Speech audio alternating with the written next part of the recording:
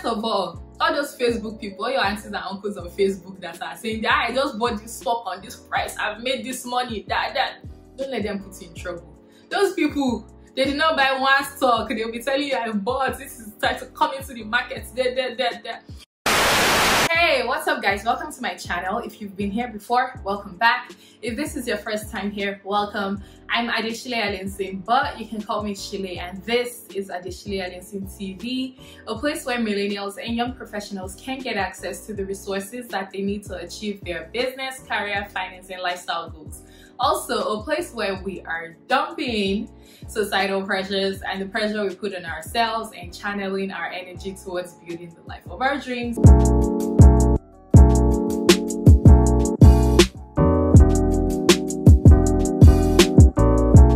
We are talking about COVID-19 and how this affects our personal finances. Again, it's very uncertain times right now, and a lot of people are wondering what this means for their personal finances, their life, and companies are shutting down, businesses are shutting down, and cities are pretty much even grounded, and everyone is forced to stay at home to flatten the curve of the pandemic. Surely this will have an impact on our finances.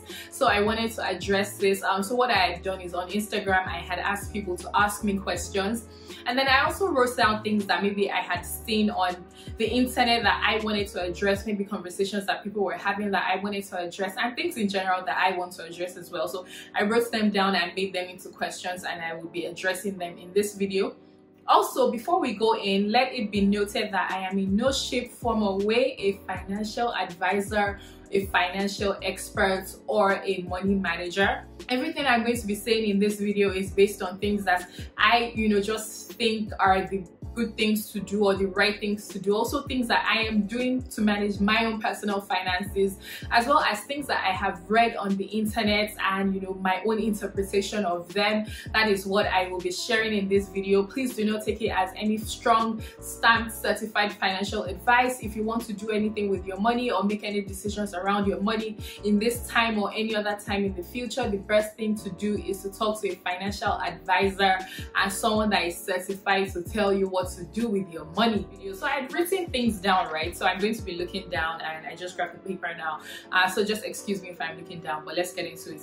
The first question is around investments, and it's asking, should you stay put in this time or should you sell off? The honest answer that I would give to this, and I think any financial advisor would give to this as well, is it really depends on your risk appetite and just where you are in life.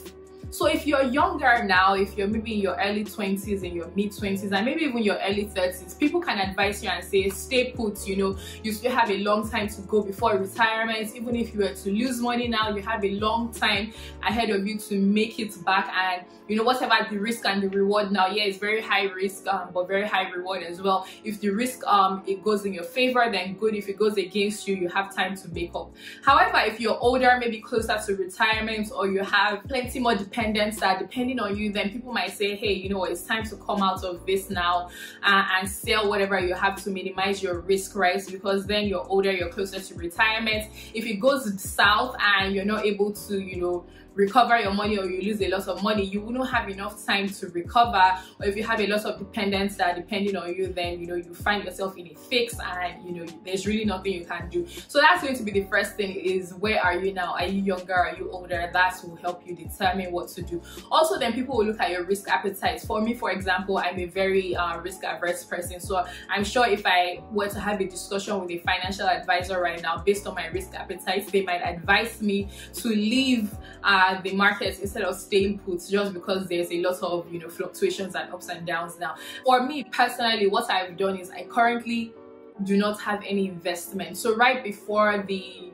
Nigeria shuts down and said everybody stay at home, I had removed all my money from all my investment portfolios, and again, it's just mutual funds, to be honest. So it's even very low risk mutual funds, but I still removed my money from it, and I have all my money in cash now. Well, not cash, is in the bank. The next question is also still on investments, and it's asking about stocks. Is this the time to buy? So first of all those Facebook people, all your aunties and uncles on Facebook that are saying that I just bought this stock on this price, I've made this money, that, don't let them put you in trouble.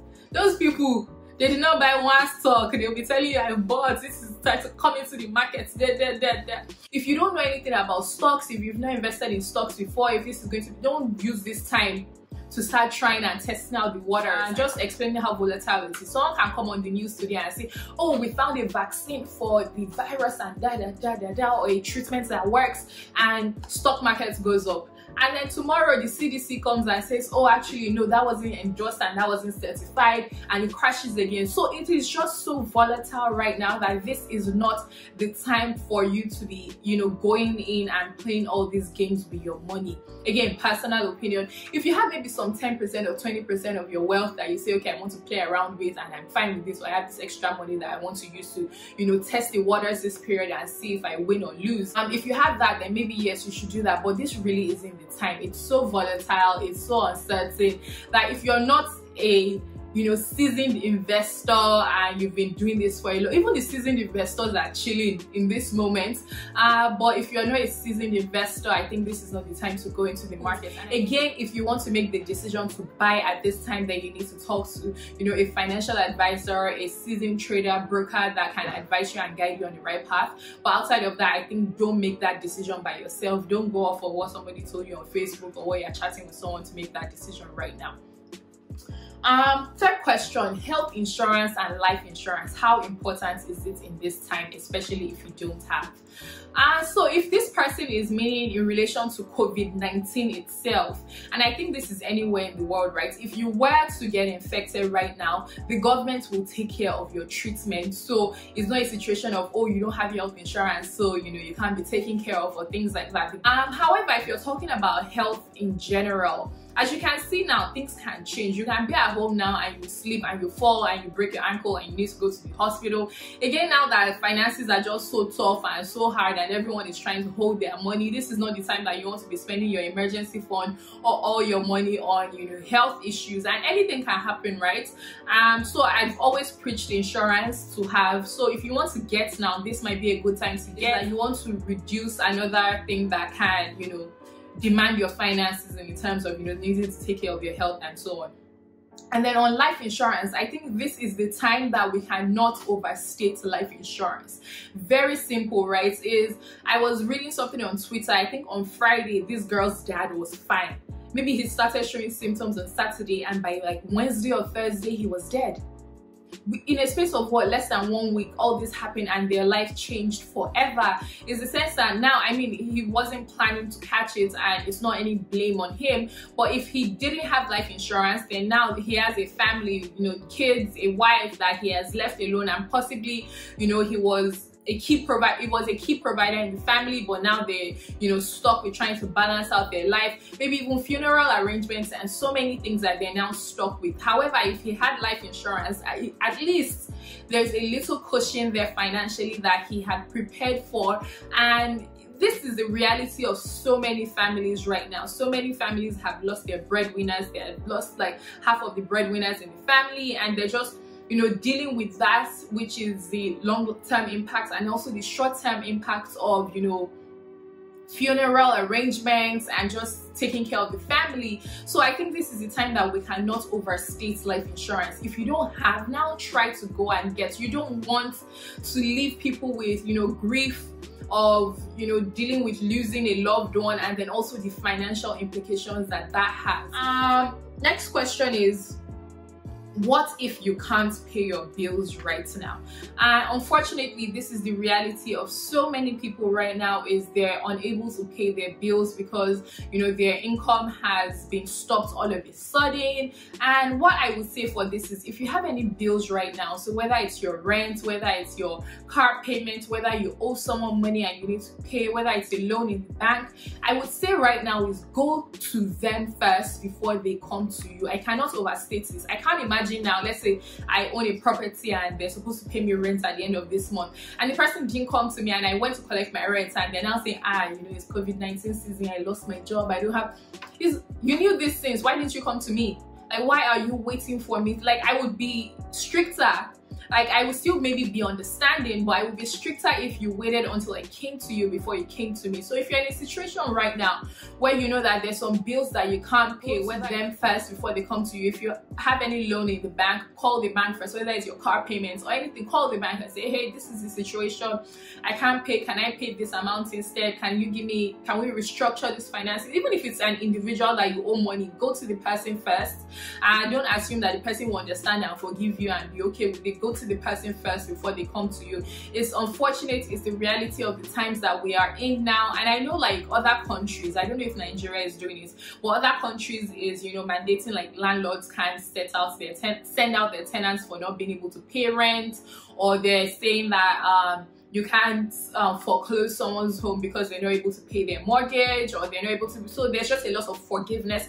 Interest rates have also been drastically dropped in some countries. So there's a lot of forgiveness around this time, because a lot of people know that times are just uncertain and hard all of a sudden. But I don't know if Nigeria has put that in place in terms of saying landlords can't send out like tenants, or like banks can't foreclose your home or take your car, repossess your car, and all of these things. But please go to the people first before they come to you, and just try to talk it out. I think people are reasonable in these times and will understand.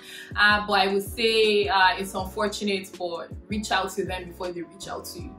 Next question is, should I be concerned about what is going on at my finances? And I would say yes. I would say start to act, I said it before, start to act like you don't have a job right now, and start to act like whatever savings you have in your account is the money that you have. And think of best case scenario, right? Is that best case scenario by the end of April, everything has gone back to normal and we're fine again, and we can still have our summers and things like that.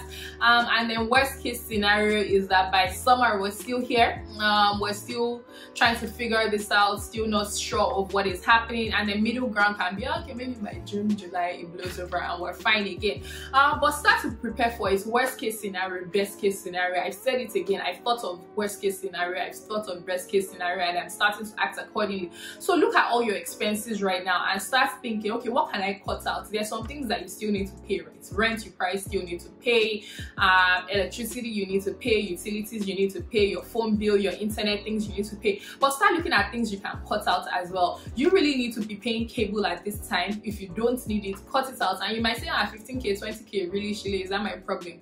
When push comes to shove, you will know that 15k, 20k is a lot of money, and it can do a lot in your life.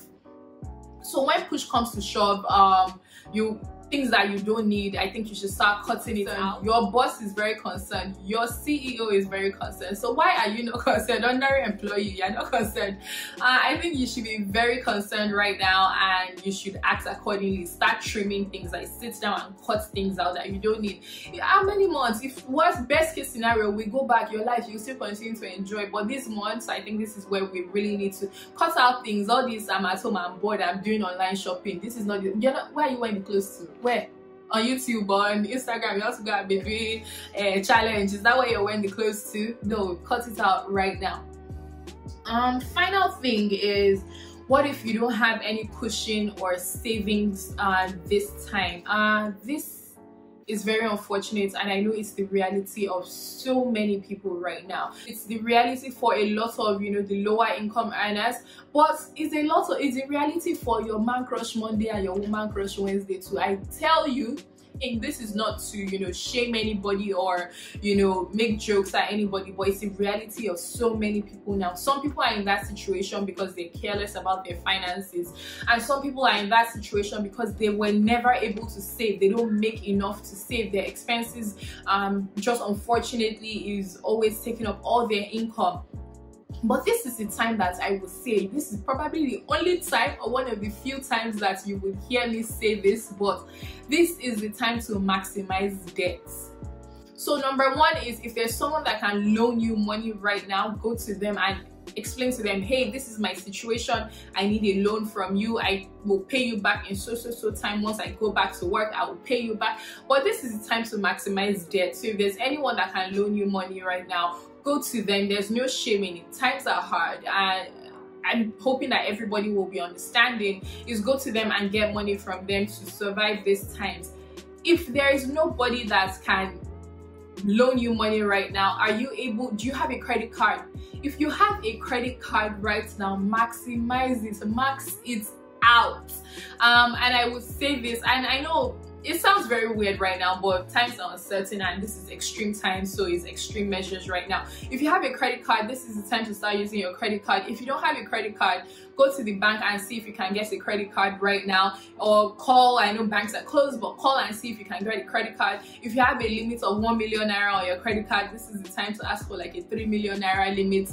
And just to survive these times, get a credit card and pay your minimum. So if you get a 1 million naira or 3 million naira credit card, now I don't know what it is, but let's say your minimum payment will be 50k, maybe 50k, I'm sure it's less than that, 25k a month.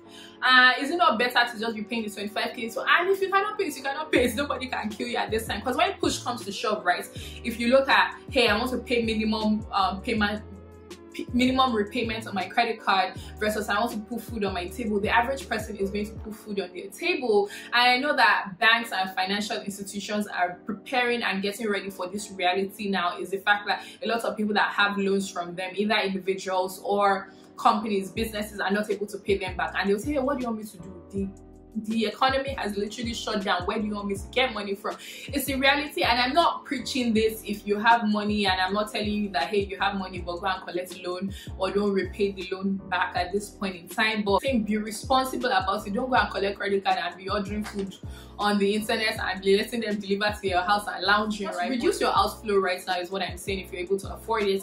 Again, it's very unfortunate if, you know, but there's so many people that are in this situation right now. Hopefully this blows over soon and we're able to return to life as normal. Honestly, I don't even know what life after this is going to be if this doesn't go over soon, but hopefully we're able to just go back to life as normal as soon as possible as well. So yeah, that is all I have. Again, I just grouped everything together in terms of questions that were being asked and things that I've done. And again, what I'm saying here is my own personal advice. It is not a certified financial expert advice. This is just things that I'm doing and things that I've done. So please drop in the comments things that you're doing as well, or things that you're trying to do or thinking of doing or that you have done to survive these uncertain times when it comes to your finances. As usual, please thumbs up this video, subscribe if you're not doing so already, and share with your friends and family. Tell them to like and subscribe as well, and I will see you in the next video. Be safe. Bye.